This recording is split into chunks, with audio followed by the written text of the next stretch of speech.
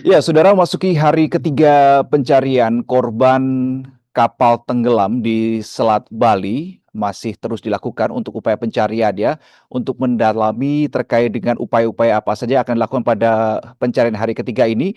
Saat ini saya sudah tersambung lewat saluran Zoom bersama dengan R. Eko Suyatno yang merupakan Deputi Operasi dan Kesiapsiagaan Basarnas. Pak Eko, selamat pagi. Selamat pagi, Mas Reno. Baik, baik, Pak Eko, selamat pagi. Terima kasih sudah bergabung bersama kami. Jadi bisa dijelaskan Pak terkait dengan operasi SAR hari ini di hari ketiga, apakah ada beda dengan hari kedua kemarin atau seperti apa treatmentnya Pak hari ini? Selamat pagi, Pak Reno dan rekan-rekan pemirsa sekalian. Pada pagi hari ini, H+3, kami SMC akan tetap melakukan mengoptimalkan pencarian dan pertolongan terhadap korban KMP Tunu di Selat Bali. Jadi pada periode H+3 ini, tadi pagi kami sudah lakukan briefing sebelum pelaksanaan dari hasil perencanaan semalam. Dan alhamdulillah pagi ini kita mendapat perkuatan dari TNI AL, tambahan alutsista, dan kehadiran Panglima Armada 2 dari TNI AL. Pola pencarian masih sama seperti OSC Laut yang sebagaimana ada gambar di sebelah saya ini.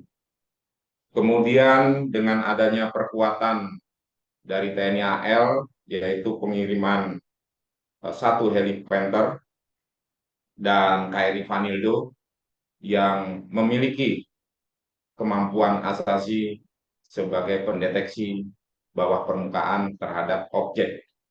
Sebagaimana yang evaluasi kami sampaikan dan rencana kerja hari ini, kita akan memvalidasi dari datum yang ada menjadi fix datum dengan menghadirkan peralatan TNI AL yang mempunyai kemampuan pendeteksian bawah air. Namun sebelum pesawat alutsista TNI AL datang, kami pun sudah merencanakan peralatan dari distrik navigasi KSOP atau KPLP yang ada, yang saat ini juga sudah bekerja, sehingga secara simultan kita memaksimalkan pendeteksian bawah air terhadap datum yang kita terima informasi tersebut, sehingga menjadi big datum.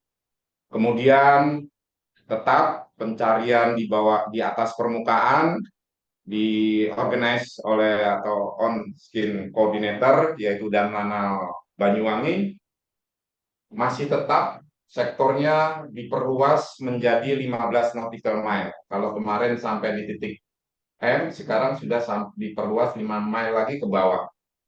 Hal ini kita lakukan karena sifat dan kebiasaan Selat Bali yang perputaran arusnya lebih cenderung dari utara ke selatan.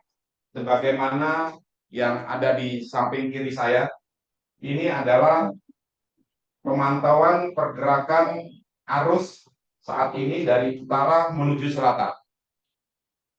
Hal ini yang mereferensi kami mengambil langkah-langkah pola operasi setiap hari sehingga uh, upaya yang kami lakukan bisa lebih optimal dan bisa ada kemajuan dari hari-hari sebelumnya.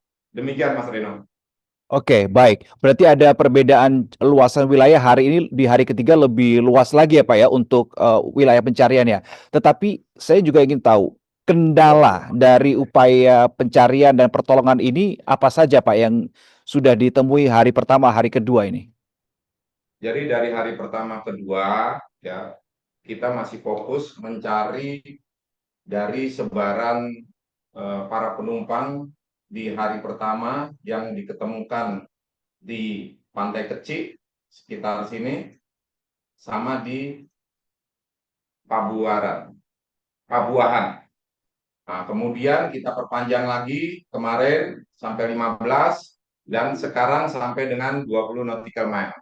Karena dua perkuatan TNI AL yang pertama yaitu KRI Teluk ND dan KRI Tongkol itu sudah mulai hari kedua mereka ada.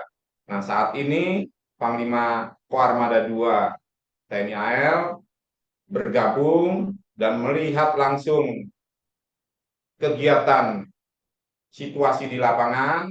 Beliau langsung on board di heli Panther TNI AL yang mempunyai kemampuan deteksi sonar, dan KRI Polo, KRI Vanildo yang memiliki kemampuan deteksi bawah air. Coba tolong tampilkan slide rencana kita. Dari datum yang ada, kami juga berharap dari rencana kerja hari ini adalah datum yang kita terima dari laporan KSOP Tanjung Wangi. Kemudian berdasarkan stroke transmit ice yang ada dari Gilimanuk, terdapat 2 titik merah dan hitam ini.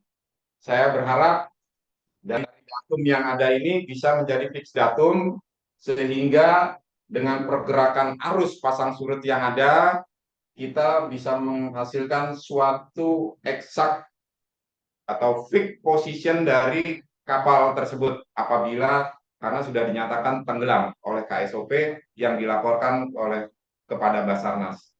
Sehingga Basarnas membentuk set mission coordinator mengambil langkah-langkah ini pada H+3 saat ini. Demikian, Mas Reno. Oke, berarti salah satu kendala utama adalah pergerakan arus bawah laut itu ya Pak ya, yang menjadi cukup membutuhkan pertimbangan dan kalkulasi lebih lanjut lagi dalam upaya pencarian ini, Pak.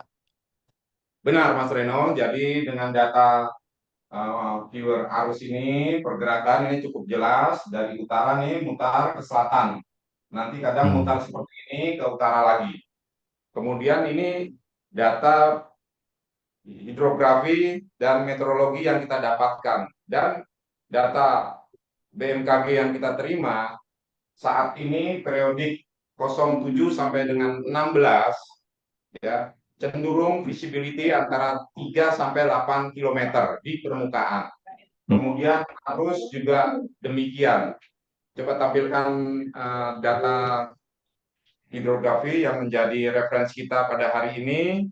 Kami harapkan cuaca akan selalu bersahabat dengan kita. Kita mengikuti bahan cuaca dengan optimal, sehingga Mhm. kita bisa manage kegiatan OSC yang di laut menyesuaikan situasi cuaca yang ada. Ini ya kondisi cuaca berawan tebal ada sampai dengan 10.00. Kemudian pada pukul 10 sampai 13 sudah mulai hujan ringan dan sampai 16.00. Namun hal ini perakiraan cuaca dari BMKG kita sesuaikan dengan kondisi di lapangan. Ini yang mereferensi kita, mulai dari arah angin, dari tenggara ke selatan, kemudian kecepatan angin yang rata-rata antara 4 sampai 20 knot, kemudian juga gelombang yang rata-rata 0,5 sampai 2 meter pada hari ini. Demikian juga kecepatan arus permukaan yang dari pagi menurun dari kekuatan 2 meter per sekon menjadi 1,5 sampai dengan sore hari. Demikian juga kecepatan arus di kedalaman. Manakala kita akan menurunkan ROV ataupun penyelam, ini tetap menjadi referensi kami. Demikian juga pasang surut dalam situasi dinamika di laut dan di lapangan, sehingga inilah yang menjadi perakiraan kita, sehingga kita memiliki patokan yang mereferensi dalam pelaksanaan operasi SAR di laut, baik itu permukaan dan bawah permukaan. Demikian, Mas Reno. Eko, soal jumlah atau update korban selamat, hilang, meninggal, update-nya sampai sekarang jam 10.30 waktu Indonesia Barat yang dikantongi oleh Basarnas, seperti apa Pak angkanya Pak? Jadi data update korban ya, kami mereferensi manifest yang dikeluarkan oleh eh, operator penyeberangan, di mana kru adalah 12, kemudian dari penumpang ada 53 dan dari peralatan barang ataupun kendaraan ada 22. Kemudian dari 65 korban manusia yang ada di kapal KMP Tunu yang berhasil kita selamatkan ada 30, kita evakuasi ada 36 orang. Dari 36 orang tersebut yang selamat adalah 30 orang dan 6 meninggal dunia dengan jenis kelamin 3 wanita dan 3 pria itu yang meninggal dunia. Kemudian korban yang masih dalam pencarian ada 29 orang. Demikian, Pak Reno. Eko, baik, Pak Eko, terakhir kami dapatkan informasi baru saja bahwa ada warga negara Malaysia yang tidak masuk dalam manifest, tetapi pihak keluarga meyakini keluarganya itu ada di kapal tersebut. Apakah ini juga termonitor oleh kawan-kawan Basarnas atau masih dalam tahap pemutakhiran lagi, Pak? Memang kemarin dari warga semalam ya, setelah kita rapat evaluasi, ada laporan hal tersebut dari istri yang bersangkutan kepada SMC. Laporan tersebut kita tampung dan H-1 dari kemarin saya juga dikonfirmasi oleh salah satu perwakilan Malaysian Embassy. Sehingga saya akomodir berita-berita yang masuk tersebut sehingga saya menurunkan tim untuk mengklarifikasi ataupun menelusuri apakah benar atau tidak. Kemudian juga karena ini berkaitan dengan warga negara asing, kami berupaya memberikan komunikasi yang proaktif kepada embassy untuk menghubungi rekan-rekan ataupun perwakilan pemerintah yaitu di Dirjen Konsuler Perlindungan Warga Negara Asing, sehingga nanti sebagai point of vokalnya dari Kementerian Luar Negeri akan membantu kami. Kami mengumpulkan data dan fakta, lalu kami menyampaikan kepada perwakilan kami, pemerintah dalam hal ini Kementerian Luar Negeri, untuk menyampaikan kepada pihak embassy. Ini masih dalam pendalaman dan tim sedang bekerja. Mudah-mudahan kita bisa mengklarifikasi hal tersebut. Demikian, Pak Reno. Baik, Pak R. Eko Suyatno, Deputi Operasi dan Kesiapsiagaan Basarnas, terima kasih atas waktunya dan juga penjelasan terkait dengan bagaimana rencana operasi pencarian dan juga pertolongan di hari ketiga ini. Semoga semuanya diberikan kelancaran. Salam hormat, Pak Eko, untuk kawan-kawan di lapangan. Tetap jaga keselamatan, Pak Eko. Terima kasih waktunya. Selamat pagi. Terima kasih, Pak Reno, dan mohon doa restu dari pemirsa dan rekan-rekan media sekalian. Semoga kita bisa optimal. Salam Amin. semangat. Terima kasih Pak Eko. Dan saudara, itu tadi adalah diskusi saya, wawancara saya bersama dengan R. Eko Suyatno yang merupakan Deputi Operasi dan Kesiapsiagaan Basarnas. Memang salah satu kendala yang tadi saya sempat tangkap dari penjelasan Pak Eko adalah terkait dengan bagaimana dinamika arus bawah laut ini. Tetapi hal ini juga dilakukan upaya-upaya lanjutan supaya ini bisa segera selesai dan juga pencariannya juga lebih optimal begitu. Demikian saudara, pembahasan kami terkait dengan operasi pencarian korban kapal tenggelam di Selat Bali. Kita akan jumpa di lain waktu. Saya Reno Reksa, Salam SCTV.